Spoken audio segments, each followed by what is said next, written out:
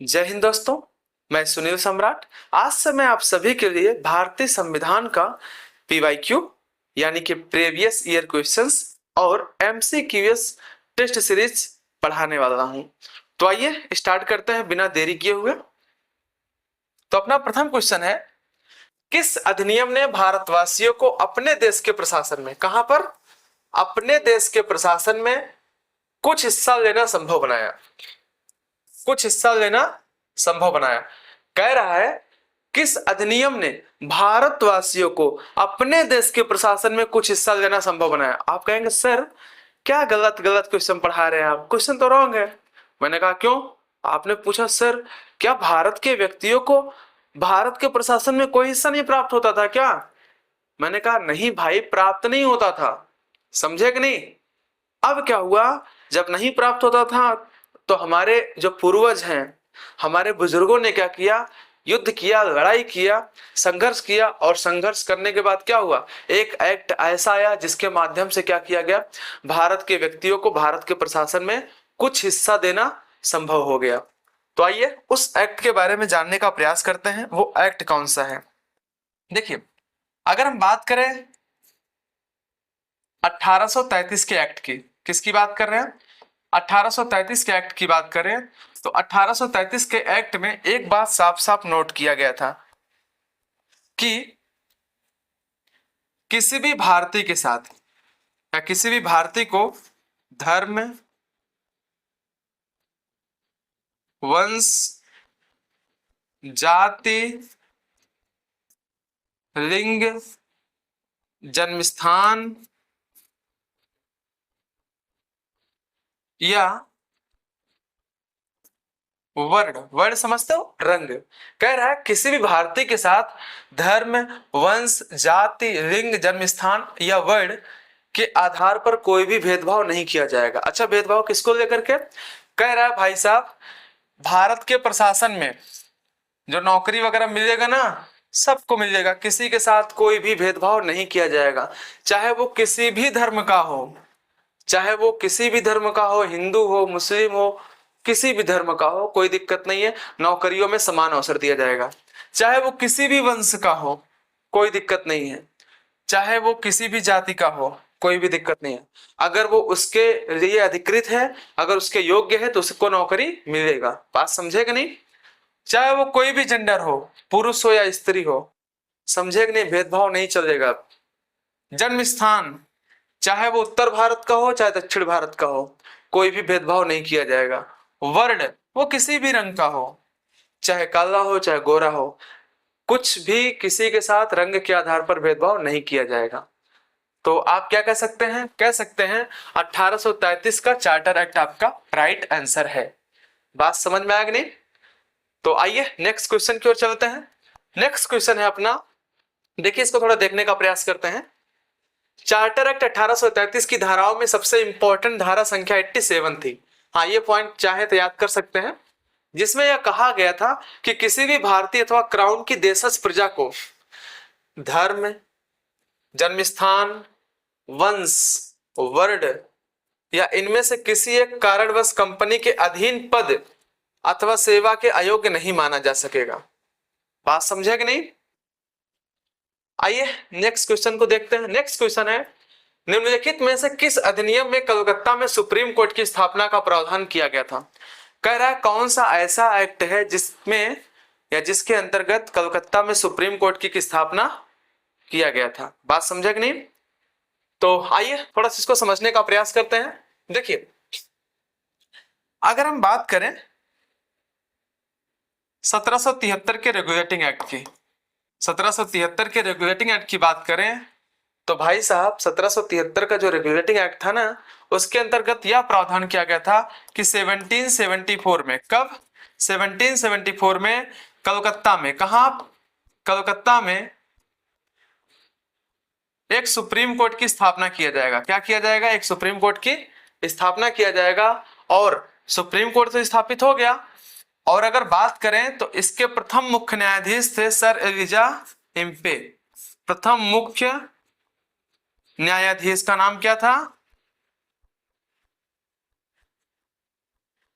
ये थे sir Elijah Impey. और इसमें तीन अन्य न्यायाधीश थे, तीन अन्य न्यायाधीश थे, उनका नाम था चैम्बर्स, हाइड और लेमिस्टर। ये तीन जो है अन्य न्यायाधीश थे। बात समझे कि नहीं? हमने क्या बताया, 1773 के रेगुलेटिंग एक्ट के तहत 1774 में एक सुप्रीम कोर्ट की स्थापना कलकत्ता में किया गया था। और उस सुप्रीम कोर्ट के प्रथम मुख्य न्यायाधीश कौन थे? सर एलिजा इम्पे थे। जबकि तीन अन्य न्यायाधीश थे जिनका नाम था चैम्बर्स, हाइड और लेमिस्टर। बात समझ में आ गई? आइए इसको सॉल्व करने का प्रयास करते हैं। कह रहा है किस अधिनियम में कलकत्ता में सुप्रीम कोर्ट की स्थापना का प्रावधान किया गया था? तो भाई साहब किस अधिनियम के अंतर्गत? 1773 के रेगुलेटिंग एक्ट के अंतर्गत एक सुप्रीम कोर्ट की स्थापना का प्रावधान किया गया था। ठीक है, बट सुप्रीम कोर्ट स्थापित कब हुआ था? 1774 में। आइए नेक्स्ट क्वेश्चन की ओर चलते हैं। देखिए ये यूपी पीसीएस मेंस 2010 में आए हुए क्वेश्चन है। बात समझे कि नहीं? नेक्स्ट क्वेश्चन की अगर बात करें तो नेक्स्ट क्वेश्चन है अपना, सुप्रीम कोर्ट की स्थापना के संबंध में निम्नलिखित में से कौन सा कथन सही है? कह रहा है सुप्रीम कोर्ट की स्थापना के संबंध में निम्नलिखित में से कौन सा कथन सही है?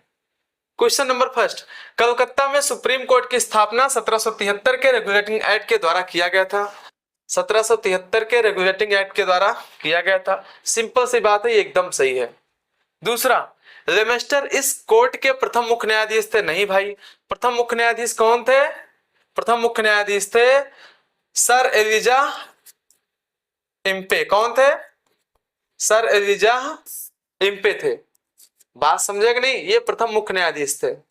जबकि तीन अन्य न्यायाधीश थे, उनका नाम क्या था? चैम्बर्स, हाइड और लेमिस्टर। ये बात दिमाग में रखना, ये अन्य न्यायाधीश था ये। तो कौन सा क्वेश्चन सही है? ऑप्शन नंबर ए आपका करेक्ट है। आइए देखते हैं, यूपी आरओ में ये क्वेश्चन आया हुआ था, इसको समझना आप। ठीक है, बहुत ही इंपॉर्टेंट क्वेश्चन सही है। नेक्स्ट क्वेश्चन है अपना, चार्टर एक्ट 1813 के संबंध में निम्नलिखित कथनों पर विचार कीजिए। अब आपको विचार करना है, विचार किया नहीं कभी? दोस्तों, मैं सुनील सम्राट जीएस फिलॉजी चैनल के माध्यम से मैं आप सभी को पीवाईक्यू पूर्वावलोकन सीरीज करवा रहा हूं। और हाँ, अगर आपको अच्छा लगे तो आप ये सीरीज अपने दोस्तों को भी शेयर कर सकते हैं और हमारे चैनल को सब्सक्राइब करना मत भूलिएगा, बिकॉज यही है तभी हम हैं।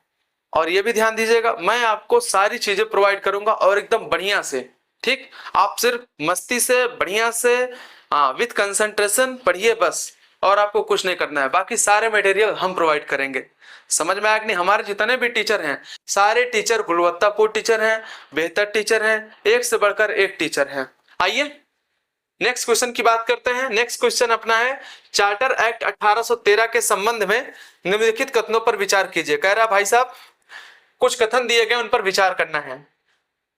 कथन नंबर 1, इसने भारत में ईस्ट इंडिया कंपनी के व्यापार एकाधिपत्य को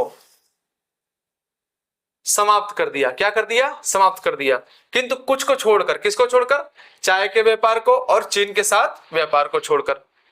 तो भाई एकदम सही है, थोड़ा सा आपको समझना होगा यहाँ पर। देखो, अगर हम बात करें 1813 के एक्ट की, किसकी बात करें? 1813 के एक्ट की बात करें। थोड़ा सा इसको समझ लेना, 2 मिनट में कुछ जाएगा नहीं आपका। देखो हुआ क्या, 1750 में इंग्लैंड में औद्योगिक क्रांति आ चुकी थी। औद्योगिक क्रांति समझ रहे हो? औद्योगिक क्रांति का मतलब ये हुआ, अब मशीनों का युग शुरू हो चुका था और बहुत सारा पैसा वहां पर लोगों के पास था। तो लोग जो है धीरे धीरे व्यापारी बन गए। अब भाई साहब अगर वो व्यापारी बन गए तो उनको एक मार्केट चाहिए जहां बेचे, वो जहां बेचे, बेचने है तो उनको कोई मार्केट चाहिए। अब जो है उनको कोई बड़ी मार्केट दिख नहीं रहा था, कोई बड़ा मार्केट दिख नहीं रहा था। उन्होंने क्या किया, उन्होंने ब्रिटिश गवर्नमेंट से गुहार लगाया, महाराज जी आपने ईस्ट इंडिया कंपनी को एकाधिपत्य दिया भारत में, मतलब सिर्फ वही कंपनी भारत में व्यापार कर सकती है, ऐसा क्या बात है? आप हमको भी अनुमति दीजिए ना, हम भी जाएंगे वहां पर व्यापार करने। तो ब्रिटिश गवर्नमेंट पहली बात तो मान नहीं रही थी, बट बहुत दबाव लगाने के बाद, बहुत दबाव पड़ने के बाद ब्रिटिश गवर्नमेंट ने क्या किया, जो ईस्ट इंडिया कंपनी को एकाधिकार दिया था उसको आंशिक रूप से खत्म कर दिया। अर्थात थोड़ा से बना रहा, चीन और चाय के साथ जो व्यापार था उसको छोड़ करके बाकी सारे अधिकारों को या बाकी सारे एकाधिकार को समाप्त कर दिया गया। बात समझे कि नहीं? तो वही क्वेश्चन है, यही हमको समझना है। इसने भारत में ईस्ट इंडिया कंपनी के व्यापार एकाधिपत्य को, चाय का व्यापार तथा चीन के साथ व्यापार को छोड़कर समाप्त कर दिया। तो एकदम करेक्ट है ये वाला क्वेश्चन एकदम करेक्ट है। नेक्स्ट, इसने कंपनी द्वारा अधिकार में लिए गए भारतीय राज्य क्षेत्रों पर ब्रिटिश राज की संप्रभुता, क्या ब्रिटिश राज की संप्रभुता को सुदृढ़ कर दिया। हाँ, ये दिमाग में रखना है। अब यहीं से क्या हुआ, जो ईस्ट इंडिया कंपनी ने जो भी भारतीय राज क्षेत्रों पर कब्जा किया था, उस पर स्थिति किसकी मजबूत होना शुरू हो गई थी, ब्रिटिश गवर्नमेंट का स्थिति मजबूत होना शुरू हो गया था। ये बात आपको दिमाग में रखना है। कब्जा किसने किया था, ईस्ट इंडिया कंपनी ने। किंतु अब क्या हुआ, ईस्ट इंडिया कंपनी को यहाँ पर कमजोर किया जा रहा है और ब्रिटिश गवर्नमेंट यहाँ पर एक एक कदम रख करके आ रही, आगे बढ़ रही है वो। ठीक है, तो ये क्वेश्चन जो है, ये क्वेश्चन भी एकदम सही है। नेक्स्ट, भारत का राजस्व अब ब्रिटिश संसद के नियंत्रण में आ गया था। नहीं भाई, ये बात गलत है। ये 1858 पे आएगा, जब ब्रिटिश क्राउन डायरेक्टली भारत में आकर क्या करेगी, शासन करना शुरू कर देगी। तब भारत का राजस्व ब्रिटिश क्राउन के हाथों में चला जाएगा। समझे कि नहीं? तो कौन सा क्वेश्चन सही है, ऑप्शन कौन सही है, केवल 1 और 2। ठीक है, ये आईएएस प्री 2019 में आया हुआ क्वेश्चन है, ये चीज दिमाग में रखना है। आईएएस प्री 2019 में आया हुआ क्वेश्चन है। अगर आप देखना चाहे तो देख सकते हैं, आप देख लीजिएगा खुद ही। नेक्स्ट, किस अधिनियम के द्वारा ब्रिटिश संसद ने चाय और चीन के साथ व्यापार को छोड़कर ईस्ट इंडिया कंपनी के भारत के साथ व्यापारिक एकाधिकार को समाप्त कर दिया? वही क्वेश्चन है जो अभी मैंने आपको कराया। तो कौन सा ऑप्शन है आपका, 1813 का चार्टर एक्ट। बात समझे कि नहीं? बहुत इजी है भाई, बहुत एकदम। देखो, यूपी आरओ में आया था मेंस 2017 में, देख लो आप खुद ही। नेक्स्ट क्वेश्चन, निम्नलिखित में से किससे या किनसे भारत में अंग्रेजी शिक्षा की नींव पड़ी? भाई साहब, ये क्वेश्चन बहुत ही इंपॉर्टेंट है, ये दिमाग में रखना है। ठीक है, कह रहा है निम्नलिखित में से किससे भारत में अंग्रेजी शिक्षा की नींव पड़ी? भारत में अंग्रेजी शिक्षा की नींव पड़ी। आइए थोड़ा सा समझने का प्रयास करते हैं। ऑप्शन नंबर ए, 1813 के चार्टर एक्ट के अंतर्गत। किसके अंतर्गत? 1813 के चार्टर एक्ट के अंतर्गत। थोड़ा सा इसको समझना है। देखिए, जब 1813 का चार्टर एक्ट आया, नहीं आपको पता है, एकाधिकार को समाप्त कर दिया गया आंशिक रूप से। जो ईस्ट इंडिया कंपनी को प्रोवाइड किया गया था एकाधिकार, उसको आंशिक रूप से समाप्त कर दिया गया। ब्रिटिश गवर्नमेंट को ये पता था, भाई साहब यहाँ से जो व्यापारी वगैरह जाएंगे ना, ये जाएंगे तो बट इनको सस्ते मजदूरों की आवश्यकता होगी। अगर यहाँ से मजदूर लेके जाएंगे तो बहुत महंगे मजदूर होंगे, बट अगर वहीं के मजदूर होंगे तो वहां भारत के अगर मजदूर होंगे तो क्या होंगे, बहुत सस्ते मजदूर होंगे और हमेशा काम पे आते रहेंगे। तो ब्रिटिश गवर्नमेंट ने क्या किया, कहा कि हमारे व्यापारियों की भाषा और भारतीयों की भाषा, ये जो भारतीय मजदूर हैं, इनकी भाषा में तो बहुत अंतर है, कोई कुछ समझ नहीं पा रहा है। तो उन्होंने क्या किया, पहली बार भारत पर या भारत में 1 लाख रुपए प्रतिवर्ष जो है, कहा कि प्रतिवर्ष भारत की शिक्षा पर 1 लाख रुपए क्या करेंगे, स्पेंड करेंगे। बात समझे कि नहीं? क्या करेंगे, प्रतिवर्ष 1 लाख रुपए भारत की शिक्षा पर स्पेंड करेंगे, खर्च करेंगे।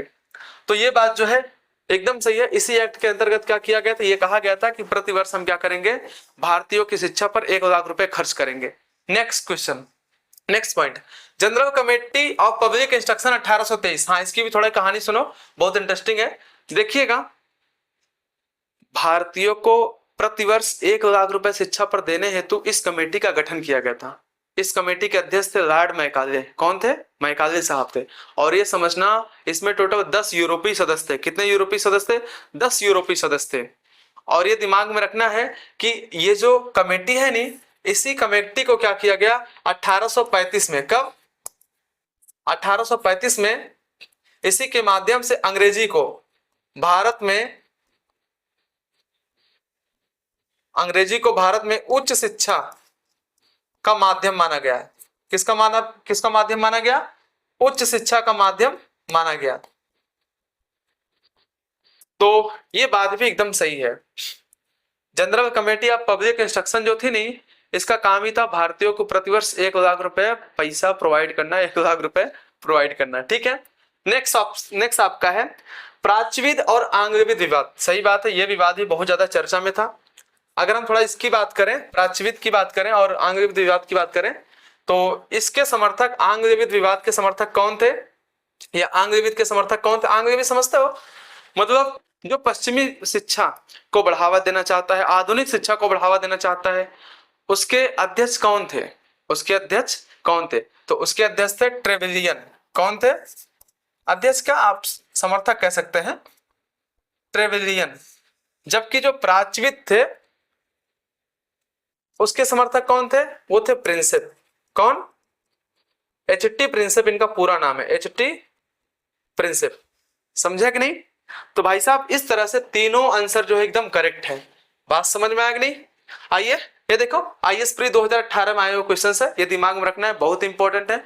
ये पीवाईक्यू है, मैं पीवाईक्यू के माध्यम से आप सभी को पूर्वावलोकन सीरीज को आगे बढ़ा रहा हूं। तो आइए बात करते हैं आगे। इधर देखो, आप चाहें तो इधर देख भी सकते हैं। जो आंग्ल शिक्षा के समर्थक थे वो कौन थे? ट्रेविलियन थे। जबकि प्राच्य शिक्षा के समर्थक कौन थे? प्रिंसेप साहब थे, एच टी प्रिंसेप। बाकी चीजें मैं जो आपको यहाँ पर है पूरा मैं आपको पढ़ा दिया हूं, चाहे इच्छा हो तो देख लेना आप। नेक्स्ट, निम्नलिखित में से किस एक्ट के अंतर्गत भारतीय विधान परिषद को बजट पर बहस करने की शक्ति प्राप्त हुई? ये बात आपको दिमाग में रखना बहुत ही इंपॉर्टेंट है। अब देखो इधर, यूपी पीसीएस प्री 2003 में आया हुआ क्वेश्चन सही है। कब आया था? यूपी पीसीएस प्री 2003 में। क्या पूछ रहा है? किस एक्ट के अंतर्गत, किस अधिनियम के अंतर्गत भारतीय विधान परिषद को बजट पर बहस करने की, मतलब बताओ, भारतीय विधान परिषद को बजट पर बहस करने की पहले अनुमति ही नहीं थी। भारतीयों को बजट पर बहस करने की कोई अनुमति नहीं थी। हाँ बताओ, बट प्राप्त कब हुआ? किस शक्ति के तहत प्राप्त हुआ? आइए इसके बारे में समझने का प्रयास करते हैं। देखो, अगर हम बात करें 1892 का भारत परिषद अधिनियम, किसकी बात करें? 1892 के भारत परिषद अधिनियम की बात करें तो ये समझना, इसी के अंतर्गत क्या किया गया? भारतीयों को बजट पर बहस करने की शक्ति प्राप्त हुई। बजट पर बहस कर सकते थे, बहस करने की शक्ति प्राप्त हुई। दूसरा पॉइंट और क्या प्राप्त हुआ? दूसरा पॉइंट और प्राप्त हुआ कि हाँ, एक पॉइंट और समझना कि भाई साहब बजट पर बहस तो कर सकते थे किंतु मतदान नहीं दे सकते थे। क्या? वोटिंग नहीं कर सकते थे, वोटिंग राइट नहीं प्राप्त था। ये बात दिमाग में रखना है। और एक चीज, प्रश्न पूछ सकते हो बट 6 दिन की पूर्व अनुमति पर। अगर कोई प्रश्न पूछना है ना तो 6 दिन के पहले क्या करना पड़ेगा? सूचना देना पड़ेगा, साहब हमारा ये प्रश्न है, इसका उत्तर 6 दिन बाद दे देना। ये कौन सा वो है भाई? प्रश्न पूछ सकते थे किंतु कब? 6 दिन की पूर्व सूचना पर। 6 दिन की पूर्व सूचना पर। अब ये बताओ, ये कैसी है? ये अनहोनी वाला गाना यहाँ पर लागू हो रहा है, बताओ। हम लोग क्या, हमारा देश, हमारी विधान परिषद के सदस्यों को राइट ही नहीं था न तो बजट पर बहस कर सकते थे। अगर बजट पर बहस कर भी सकते थे, शक्ति प्रोवाइड किया गया, तो वोट नहीं दे सकते थे वहां पर। अच्छा यही नहीं, अगर कोई क्वेश्चन पूछना हो तो 6 दिन के पहले बता के पूछो, भैया हम ये क्वेश्चन पूछने वाले, इसका उत्तर रखे रहना। ये कौन सी बात है? यही नहीं, एक बात और सुनो, पूरक प्रश्न। पूरक प्रश्न समझते हो? पूरक प्रश्न समझने का, पूरक प्रश्न पूछने का कोई भी अधिकार नहीं दिया गया। तो पूरक प्रश्न समझते हो? जैसे हमने आपसे क्वेश्चन किया कि आप कोचिंग कहाँ पढ़ाते हैं, मैंने कहा मैं कोचिंग 700 में पढ़ाता हूँ, प्रयागराज में पढ़ाता हूँ। आपने कहा, फिर आपने पूछा आप प्रयागराज में किस जगह पढ़ाते हैं, मैंने कहा नो, नो क्वेश्चंस। ये क्या है? एक ही प्रश्न पूछोगे, उसके अंदर का क्वेश्चन नहीं, मतलब क्वेश्चन के अंदर क्वेश्चन आप नहीं पूछ सकते हो। इसको पूरक प्रश्न कहते हैं, इसका राइट नहीं दिया गया था। समझे कि नहीं? तो ये समझो, ये बातें आपको दिमाग में रखना है, बहुत इंपॉर्टेंट पॉइंट है ये आपको समझना है। तो कौन सा एक्ट था जिसके अंतर्गत भारतीयों को अधिकार दिया गया बजट पर बहस करने का? 1892 का भारत परिषद अधिनियम। आइए नेक्स्ट क्वेश्चन की ओर चलते हैं। नेक्स्ट क्वेश्चन है अपना, अगर आप चाहें तो इसको पढ़ भी सकते हैं, बाकी सारी बातें हमने बता ही दिया है अच्छे से। आइए नेक्स्ट क्वेश्चन को देखते हैं। नेक्स्ट क्वेश्चन अपना है, ब्रिटिश भारत में सांप्रदायिक प्रतिनिधित्व की व्यवस्था निम्नलिखित में से किस एक्ट द्वारा की गई थी? थोड़ा आपको समझना है सांप्रदायिक प्रतिनिधित्व। क्या समझना है? सांप्रदायिक प्रतिनिधित्व। ये देखो भाई, संप्रदायवादी व्यवस्था मतलब क्या? एक संप्रदाय को दूसरे संप्रदाय से अलग करने की व्यवस्था। कहा गया अब देश में जो भी होगा संप्रदाय के आधार पर होगा। समझे कि नहीं? ये कितनी भयंकर, कितनी गंदी व्यवस्था थी ये। ठीक, तो प्रश्न ये है, ब्रिटिश भारत में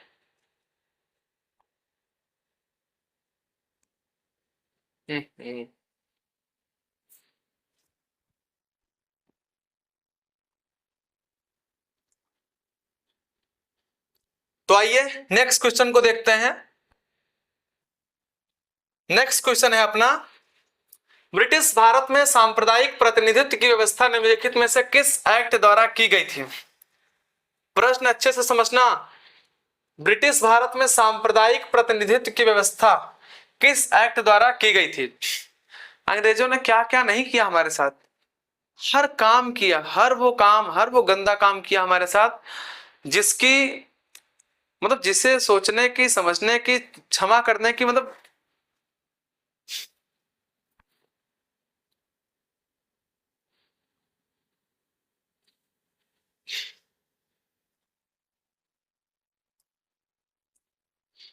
नेक्स्ट क्वेश्चन है अपना,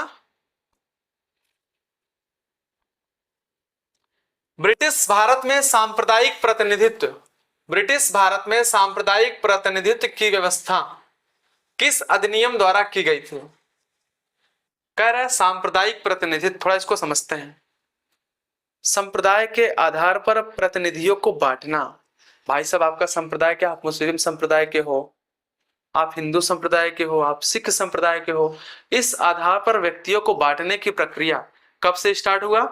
तो ये स्टार्ट हुआ था 1909 में। एक एक्ट आया था जिसका नाम था 1909 का मार्ले मिंटो सुधार, या इसको कह सकते हो भारत शासन अधिनियम 1909। क्या नाम था इसका? मार्ले मिंटो सुधार। अच्छा, उस समय जो मार्ले था नहीं, वो क्या था? भारत सचिव था। मिंटो क्या था? भारत का वायसराय था।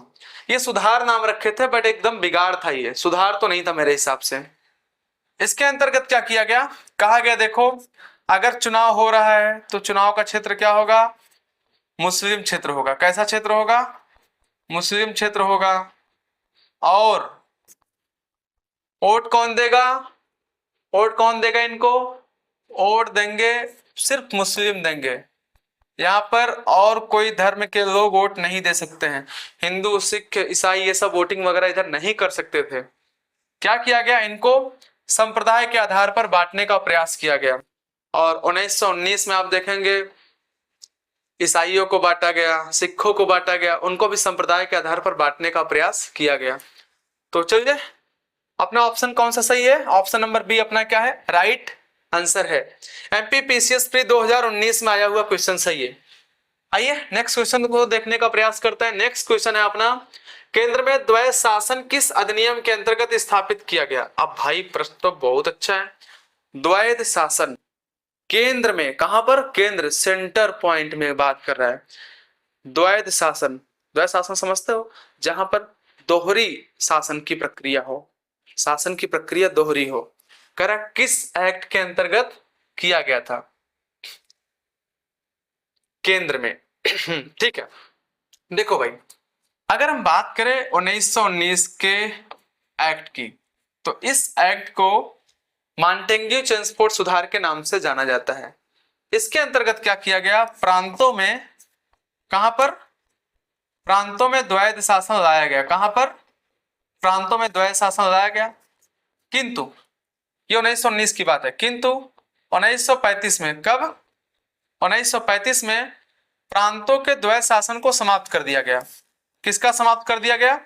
प्रांतों के, इनके द्वैध शासन को, प्रांतों के द्वैध शासन को समाप्त करके, प्रांतों के द्वैध शासन को समाप्त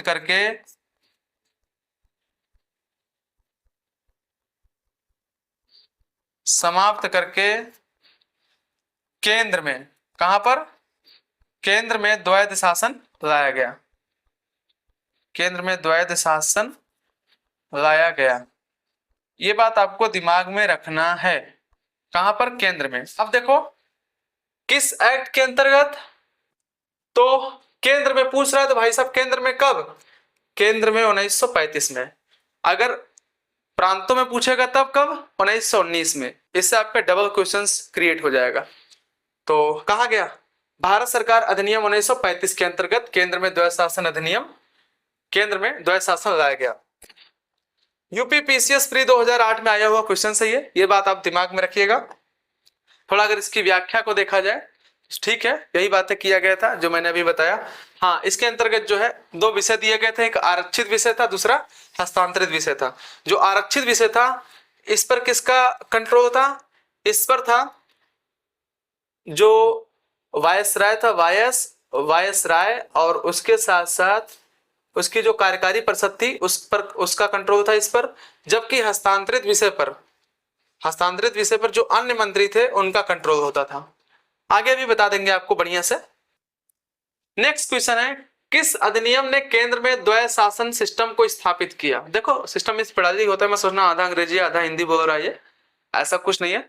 मैं आपको जीएस स्वराजी के माध्यम से ये बताना चाहता हूं कि हमारे जितने भी टीचर हैं सारे टीचर ऐसे ही हंसी मजाक में अच्छे से आपको बेहतर तरीके से कंटेंट प्रोवाइड करेंगे और कोशिश करेंगे आप अच्छा मार्क गेन करें। समझ में आया कि नहीं? हंसी मजाक में हम लोग पढ़ेंगे, ज्यादा सीरियस होकर पढ़ने की क्या हो सकता है? ये सब चीजें क्या सीरियस में पढ़ना है क्या? यूपीएससी तैयारी कर रहे हो भाई, पीसीएस की एग्जाम दे रहे हो, आप आरओ का एग्जाम देने जा रहे हो, तो ये मजाक में ही पढ़ना है। ठीक, मजाक मजाक में क्या गप मार जाओ, ठीक है ना? कहता ना यार उसने मजाक मजाक में मेरे को गाली दे दिया और मैं उसको समझ ही नहीं पाया, है ना, उल्टा सीधा बोल दिया। तो कहने की बात है ये, मजाक मजाक में आप इसको क्या निकल जाओ, एकदम अच्छे से तैयार करो। आइए, कह रहा है किस अधिनियम ने केंद्र में द्वय शासन सिस्टम को स्थापित किया? वही बात है, केंद्र में द्वैध शासन सिस्टम स्थापित किया गया। किस अधिनियम के अंतर्गत भाई? भारत शासन अधिनियम के अंतर्गत 1935, भारत शासन अधिनियम 1935 के अंतर्गत। यूपी पीसीएस प्री 2014 में आया हुआ क्वेश्चन है ये। आइए अपने नेक्स्ट क्वेश्चन को देखते हैं। नेक्स्ट क्वेश्चन है अपना 1919 के भारत शासन अधिनियम की निम्नलिखित में से कौन सी प्रमुख विशेषताएं हैं? कह रहा है 1919 का भारत शासन अधिनियम का कौन सा प्रमुख विशेषताएं हैं? ऑप्शन दिया है, देखना पड़ेगा, 1 2 3 करके दिया है। पॉइंट नंबर फर्स्ट कह रहा है प्रांतों की कार्यकारिणी सरकार में द्वैध शासन की व्यवस्था। एकदम करेक्ट है भाई, अभी जस्ट मैंने आपको बताया कि जो प्रांतों की कार्यकारिणी सरकार थी इसमें क्या किया गया? द्वैध शासन लाया गया।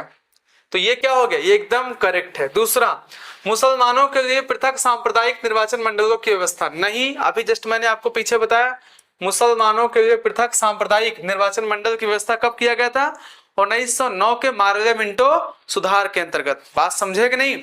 अच्छा, अगर ऐसा देता कि सिख और ईसाइयों के लिए पृथक सांप्रदायिक निर्वाचन मंडल की व्यवस्था तो सही हो जाता आपका। नेक्स्ट, केंद्र द्वारा प्रांतों को विधायिनी शक्ति का हस्तांतरण, ये भी एकदम करेक्ट है। तो फर्स्ट और थर्ड दो आपके सही है, किसमें है? Option number C. तो ऑप्शन नंबर सी आपका क्या है? करेक्ट है। ये बात आपको दिमाग में रखना है। और एक बात और समझ लेना, क्या किया गया इस एक्ट के अंतर्गत, थोड़ा सा समझना है आपको। इस एक्ट के अंतर्गत 1919 में प्रांतों में कहो या राज्यों में कहो, उसमें क्या किया गया? द्वैध शासन लाया गया। द्वैध शासन मतलब क्या? दोहरी शासन की व्यवस्था। और इसमें टोटल दो विषयों को रखा गया, एक आरक्षित, दूसरा हस्तांतरित। आरक्षित विषय वो किसको दिया गया? प्रांतीय गवर्नर और उसकी कार्यकारिणी परिषद को। जबकि जो हस्तांतरित विषय था वो अन्य मंत्रियों को सौंप दिया गया। बात समझे कि नहीं? अगर पूछेगा केंद्र में द्वैध शासन कब लाया गया तो बता देना कब? 1935 में। जबकि अगर पूछेगा प्रांतों में या राज्यों में तो कब? 1919 में। अगर पूछेगा प्रांतों में द्वैध शासन कब समाप्त किया गया तो क्या बताओगे? 1935 में समाप्त करके, प्रांतों में समाप्त करके केंद्र में द्वैध शासन स्थापित कर दिया गया। ओके, उम्मीद करता हूं समझ में आया होगा, बहुत अच्छे समझ में आया होगा। ठीक है, आइए देखते हैं आईएएस प्री 2012 किसमें आया क्वेश्चन? ये आईएएस प्री 2012 में आया हुआ प्रश्न है ये बात दिमाग में रखना है आपको, बढ़िया से पढ़ना है। देख सकते हैं आप इसे। नेक्स्ट है, भारतीय विधान पालिका प्रथम बार द्विसदनी बनाई गई। अब कह रहा है भारतीय विधान पालिका पहली बार द्विसदनी बनाई गई। तो आइए थोड़ा सा इसके कहानी को जानने का प्रयास करते हैं। देखो भाई, कह रहा है भारतीय विधान पालिका पहली बार द्विसदनी बनाई गई। तो द्विसदनी जहां पर दो सदन की बात किया गया है, द्विसदनी बनाई गई, थोड़ा सा इसको समझने का प्रयास करना है हमें। देखो भाई, जो भारतीय विधान पालिका है ना, उसे क्या किया गया? 1919 के एक्ट के अंतर्गत पहली बार द्विसदनी बनाया गया। इसके अंतर्गत एक सदन तो था उच्च सदन, उच्च सदन, जिसको राज्य परिषद के नाम से भी जाना जाता है। किसके नाम से? राज्य परिषद के नाम से भी जाना जाता है। दूसरा था निम्न सदन। निम्न सदन, जिसको केंद्रीय परिषद के नाम से जाना जाता है। अच्छा, वर्तमान में इनका नाम क्या कहोगे? ये क्या है? वर्तमान में आप इसको कह सकते हो राज्यसभा है ये, वर्तमान से अगर मैच करें तो। और ये क्या है? ये लोकसभा है ना? अगर हम वर्तमान से अगर मैच करके समझने का प्रयास करें तो देखो भाई, द्विसदनीय व्यवस्था, उच्च सदन और निम्न सदन। अगर हम बात करें उच्च सदन की, किसकी बात करें? उच्च सदन की बात करें तो इसमें कहा गया, इसमें मैक्सिमम टाइम कितना रहेगा? इसका अवधि कितना रहेगा? 5 वर्ष का रहेगा। कितना? 5 वर्षों का रहेगा। इनका कार्यकाल कितने वर्षों का रहेगा? 5 वर्षों का। जबकि इनका कार्यकाल कितना रखा गया? 3 वर्षों का रखा गया। कितने वर्षों का? 3 वर्षों का रखा गया। ये पॉइंट आपको समझना है। दूसरा पॉइंट, ये देखो जो उच्च सदन है नी, इसमें कहा गया टोटल कितने मेंबर्स होंगे? 60 मेंबर्स होंगे। किसके कितने मेंबर्स होंगे? 60 सदस्य होंगे। और कहा गया इसमें से जो है 60 सदस्यों में से क्या किया गया? कहा गया 33 निर्वाचित होंगे। क्या होंगे? 33 निर्वाचित होंगे। और बचे कितने? 27। 27 क्या होंगे? मनोनीत होंगे। 27 मनोनीत होंगे। बात मेरी समझ में आया कि नहीं? 33 क्या होंगे? निर्वाचित होंगे और 27 क्या होंगे? मनोनीत होंगे। हमारी बात समझ में आया? कोई दिक्कत? अच्छा, यह भी कहा गया इन 60 सदस्यों में से क्या होगा? 20 सदस्य ऐसे होने हैं जो क्या होंगे? सरकारी रहने हैं। कैसे? जो सरकारी रहेंगे। ये बात दिमाग में रखना है। बात समझ में आया? फिर देखो, अगर हम बात करें निम्न सदन की, तो ये जो निम्न सदन था नहीं, कहा गया इसमें टोटल मेंबर्स कितने होंगे? स्टार्टिंग में तो कहा गया इसमें टोटल मेंबर्स कितने होंगे? 141 होंगे। फिर बाद में क्या किया गया? इसको 143 किया गया। फिर और बाद में क्या किया गया? 145 किया गया। लास्ट में कितना मेंबर्स की संख्या आया? 145। इनको 2 भागों में बांटा गया। कहा गया 104 सदस्य। कितने सदस्य? 104 मेंबर्स ऐसे होंगे जो निर्वाचित होंगे। क्या होंगे? ये निर्वाचित होंगे। और 104 सदस्य निर्वाचित होंगे। जबकि कितने बचे? 41। 41 क्या होंगे? मनोनीत होंगे। मनोनीत मतलब समझते हो? इनका मनोनयन किया जाएगा, इनको निर्वाचित नहीं किया जाएगा। बात हमारी समझ में आया कि नहीं? ये कहानी है इसकी। उम्मीद करता हूं ये पॉइंट आपको समझ में आया। ये कब आया? 1919 के मांटेग्यू चेम्सफोर्ड सुधार के अंतर्गत ये प्राविधान किया गया। ठीक है, आइए अब अपने क्वेश्चन को देखने का प्रयास करते हैं।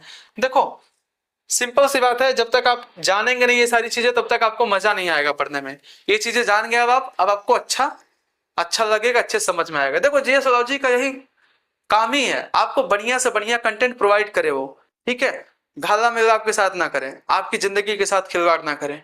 ठीक, तो आइए देखते हैं अपने प्रश्न को। भारतीय विधान पालिका प्रथम बार द्विसदनीय बनाई गई। कब बनाई गई भाई? 1919 के भारत सरकार अधिनियम द्वारा। कब बनाया गया? 1919 के भारत सरकार अधिनियम द्वारा। ये देखो, यूपी पीसीएस मेंस 2018 में आया हुआ प्रश्न है। कब आया था? यूपी पीसीएस मेंस 2018 में। आइए, अगर एनालिसिस को देखें तो एनालिसिस आप देख सकते हो, यहां पर बहुत बड़े बड़े अक्षरों में लिखा गया। वही बातें मैंने आपको छोटे से अक्षर में बता दिया है ना? फिर भाई क्वेश्चन आ गया क्या? ठीक है, शायद वही क्वेश्चन आ गया, फिर से रिपीट हो गया ना। राष्ट्रपति की अध्यादेश निर्गत करने की शक्ति प्रेरित है। अच्छा देखिए, ये क्वेश्चन दोनों सेम है। केंद्र में कौन सा एक्ट द्विसदनीय विधायिका लाया? अच्छा, केंद्र में पूछ रहा। अच्छा, हाँ, नहीं नहीं, सही है।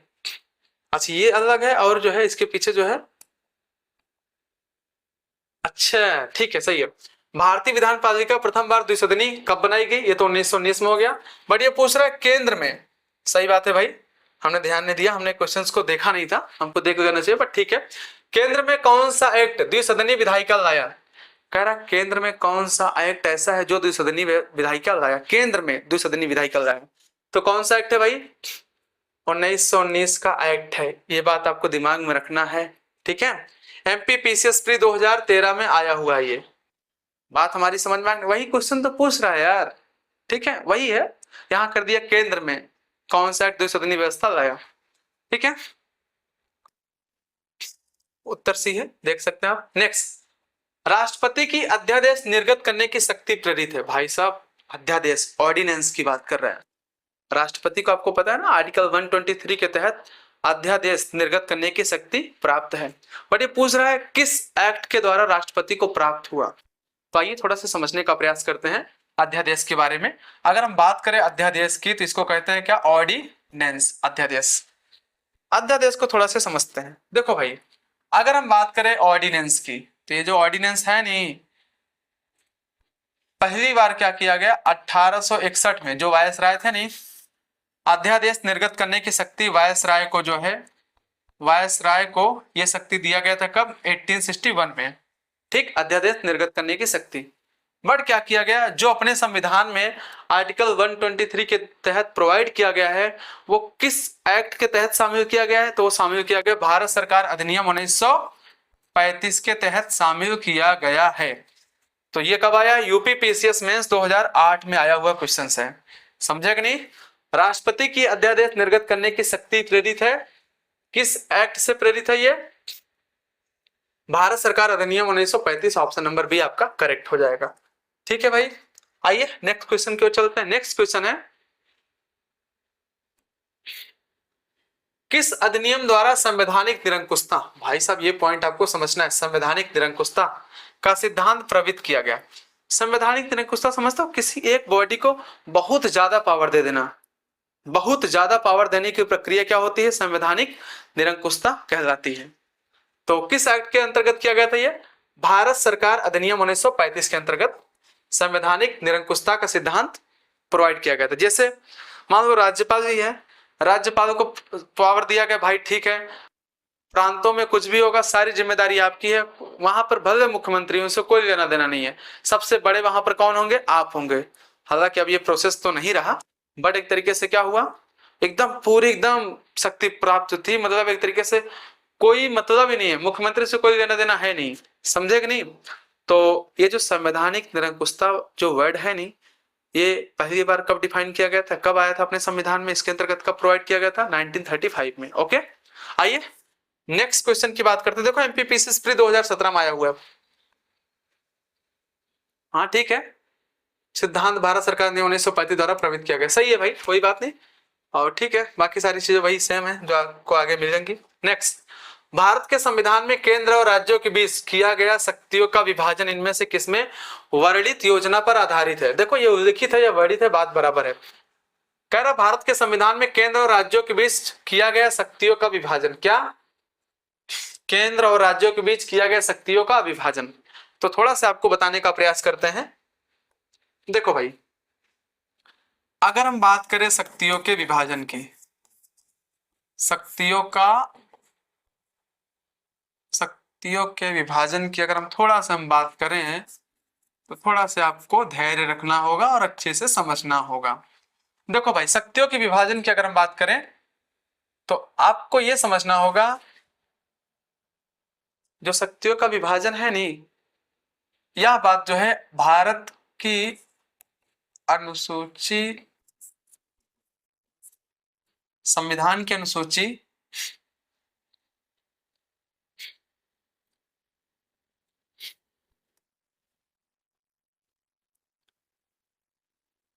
शक्तियों का विभाजन, क्या पॉइंट है अपना, शक्तियों का विभाजन। देखो भाई, अगर हम बात करें तो भारत के संविधान की अगर हम बात करें, उसमें शक्तियों के विभाजन की बात जानते हो, अनुसूची 7 में दिया गया है। किस अनुसूची में, अनुसूची 7 में शक्तियों की विभाजन की बात किया गया है। किसमें, अनुसूची 7 में शक्तियों के विभाजन की बात किया गया है। बात समझे। अब देखो इसके अंतर्गत क्या किया गया है, शक्तियों को टोटल 3 भागों में बांटा गया। कितने भागों में, 3 भागों में बांटा गया। एक का नाम है संघ सूची,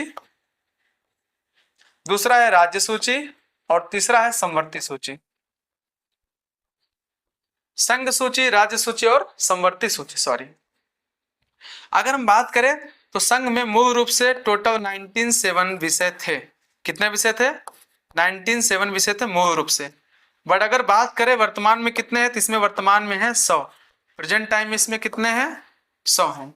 बट अगर बात करें राज्यों की तो राज्यों में मूल रूप से कितने विषय थे? 66। कितने? 66। वर्तमान की बात करें तो वर्तमान में कितना है? 59 बताया जा रहा है, बट कहीं कहीं जान तो 61 भी लिखा रहता है, बट वर्तमान में जो 59 है। कितने? 59 प्रेजेंट टाइम में। अगर बात करें समवर्ती सूची के अंतर्गत, इसके अंतर्गत मूल रूप से टोटल 47 विषय हैं, बट वर्तमान में इसमें कितने विषय शामिल हो गए हैं? 52। प्रेजेंट में कितने विषय इसमें हो गए हैं? 52 विषय। बात समझे कि नहीं? और एक सूची आती है जिसका नाम क्या? अवशिष्ट सूची। कौन सी सूची?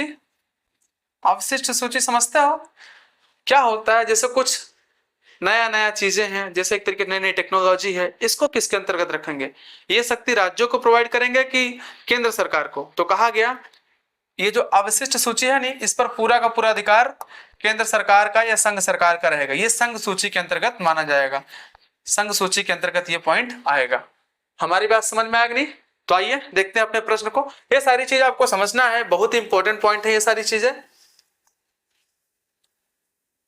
प्रश्न कहाँ है? प्रश्न को देखना है। भारत के संविधान में केंद्र और राज्यों के बीच किया गया शक्तियों का विभाजन किसमें वर्णित योजना पर आधारित है? तो भाई साहब ये किसमें वर्णित योजना पर आधारित है? भारत सरकार अधिनियम 1935 में वर्णित योजना पर आधारित है। बट आपको ये समझना है, अगर बात किया जाए कि शक्तियों की बात किया जाए तो शक्तियों को टोटल 3 भागों में बांटा गया है भारतीय संविधान की अनुसूची 7 के अंतर्गत। किसके अंतर्गत? अनुसूची 7 के अंतर्गत शक्तियों को टोटल 3 भागों में बांटा गया है, संघ सूची, राज्य सूची और समवर्ती सूची। संघ सूची के अंतर्गत कितने विषय आते हैं? मूल रूप से अगर देखा जाए तो 97, बट वर्तमान में कितने हैं? वर्तमान में है 100 है। बट अगर बात करें राज्य सूची के अंतर्गत मूल रूप से कितने आते हैं, तो राज्य सूची के अंतर्गत मूल रूप से आते हैं 66, बट वर्तमान में कितने हैं? 59। कितने हैं? 59, बट कहीं कहीं 61 भी दिया है, वो पुराना डेटा है, बट नया क्या है? 59। फिर उसके बाद फिर पूछेगा समवर्ती सूची में मूल रूप से कितने विषय हैं, क्या बताओगे? 47, बट वर्तमान में कितने हैं तो क्या बताओगे? 52। बात समझे कि नहीं? अगर पूछेगा अवशिष्ट सूचियों पर किसका अधिकार होता है तो क्या बताओगे? आप बताओगे सर जो केंद्र सरकार है या संघ सरकार है उसका पूरा का पूरा राइट होगा। ठीक है, उम्मीद है समझ में आया होगा। तो ठीक है, ये आज के लिए इतना ही इनफ है। तो मिलते हैं नेक्स्ट क्लास में। आप सभी का बहुत बहुत धन्यवाद, आपने हमारे इस वीडियो को देखा। Thanks for watching.